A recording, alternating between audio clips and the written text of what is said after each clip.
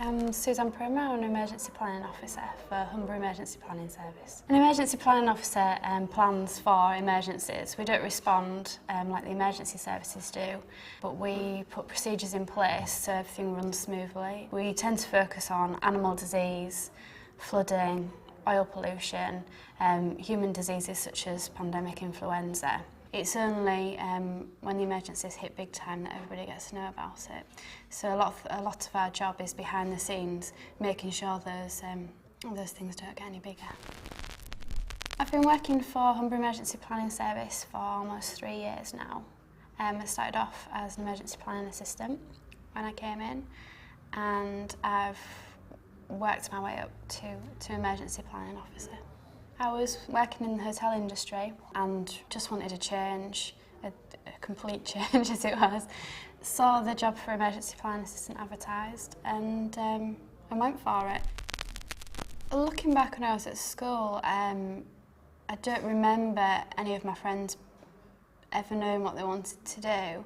I did have an idea that I might like to work for a local authority, but only because my dad worked for a local authority and I thought it looked like quite a cushy job. We used to leave home at 8:30 and come back for his tea in the evening, but now I find it's not quite so easy.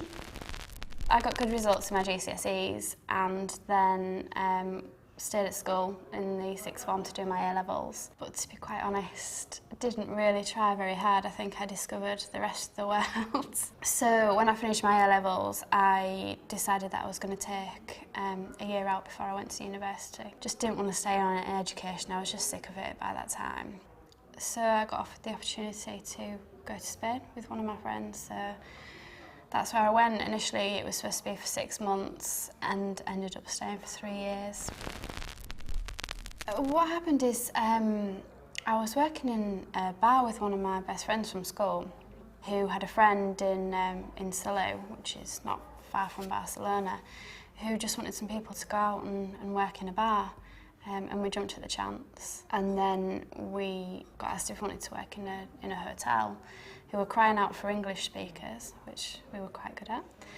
Moved into the hotel and worked there and just absolutely loved it for 3 years. But it got to a point where surviving on a few hours sleep a night and not really having anything to show for it, you know, everybody was settling down with buying houses and cars and things. It was time to come home. When I came back from Spain, it was sort of like back to reality. I realised that it wasn't going to be going out every weekend, and I knew I had to find a job really. I've actually gone back to university now, so I'm actually doing 3 hours a week in the evening. I'm doing a degree in social and behavioural studies, which is nothing to do with my job, but it was just a subject that I thought I'd enjoy.